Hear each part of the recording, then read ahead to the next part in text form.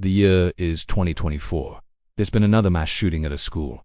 This time it was at a college campus, and today we got the call into the station from the police. They said there were casualties, but that they didn't know how many, but they kept saying the word shooter like it was a mystery. For a while I was obsessed with tuning into different stations. Some of them still had broadcasts coming through, but they were all pretty much the same top 40 pop music over and over. I made myself comfortable and waited. I wasn't sure what I was waiting for, but I knew I didn't want the night to end. Sometimes they spoke in languages I didn't recognize. Sometimes they sang. But the strangest thing was that none of them seemed to be aware of each other. It was like they were broadcasting from different worlds. Then I had an idea. I turned the lights off and closed my eyes. "Are you real?" I whispered. The moment I said it, the voice stopped. Was it a coincidence? I tried again. It was probably just wires and vacuum tubes. What did I expect to find? The voices stopped when I unplugged the radio.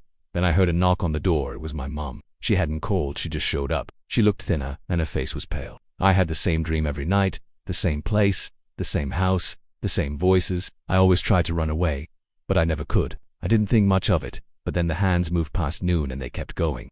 They spun around and around, and when they finally stopped it was 11:59. I sat frozen in the chair, staring at the clock. The last thing I remember is the feeling of my fingers touching the radio. The last thing I heard was my own scream.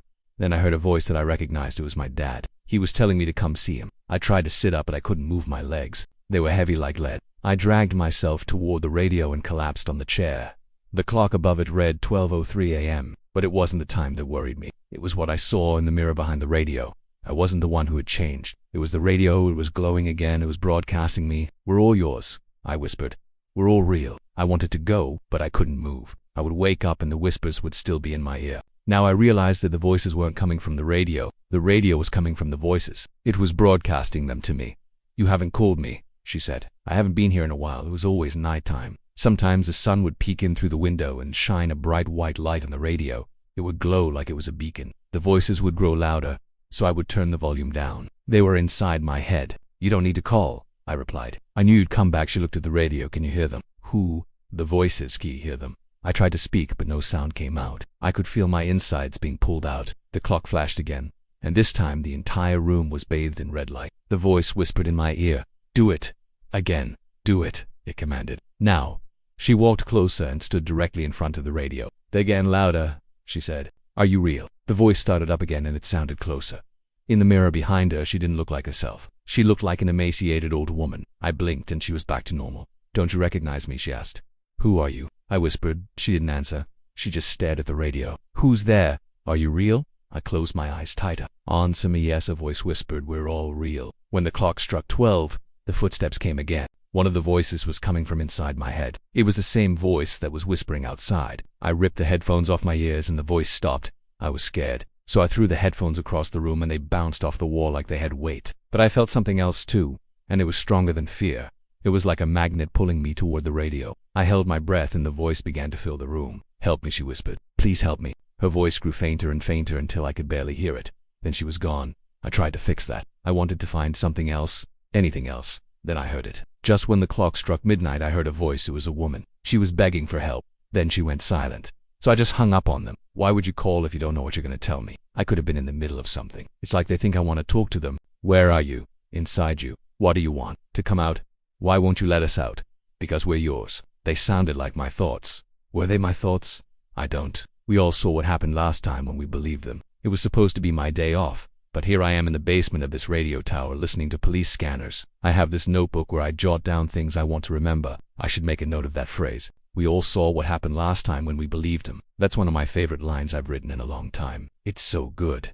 Finally, I found it coming from this old console. It was covered in dust, so I wiped it off and turned the dial. Same voice came over the speaker. She was whispering now, barely audible. Then she stopped. I tried turning the knob again, but nothing happened. No music, no other voices, no interference. I could hear the wind outside. It sounded like footsteps. Maybe it was mice. I started coming down here after my dad died because I needed something to do. My mom found a box full of old tubes and transistors and stuff. I guess he used to tinker down here before he lost his eyesight. She wanted to throw it all away, but I told her I could fix it up, get it working again. Maybe there'd be some value to these things. It was nice down here, quiet except for the hum of the equipment. My mom would sometimes come down and bring me food, but she never stayed long. Now she doesn't even call anymore. I don't blame her. It's weird down here in the dark. You can go crazy. And I did. It took me a few weeks to track down the source of the signal. So I set up a chair and a blanket down here. That became my routine. spending every night listening to the radio, waiting for the voices to start up. I heard more women, men, children. Then one day I brought my dad's old headphones down here and plugged them into the console. I couldn't believe what I heard. One night I turned the volume up as high as it would go. The whispers were right in my ear now. I could feel them crawling under my skin. Every night I would ask different questions. At first I thought the answers were random, but then I realized they were always about me. I decided I wanted to see what was behind the radio. Then I noticed something strange. Then I remembered the dreams, and as the weeks passed, I lost track of time. One day I noticed that the numbers on the clock above the radio were moving backwards. Suddenly, the clock flashed red and the voice screamed, "Do it." What? Do what? My whole body convulsed and my hands shot forward. When I woke up, I was lying on the floor. My head hurt.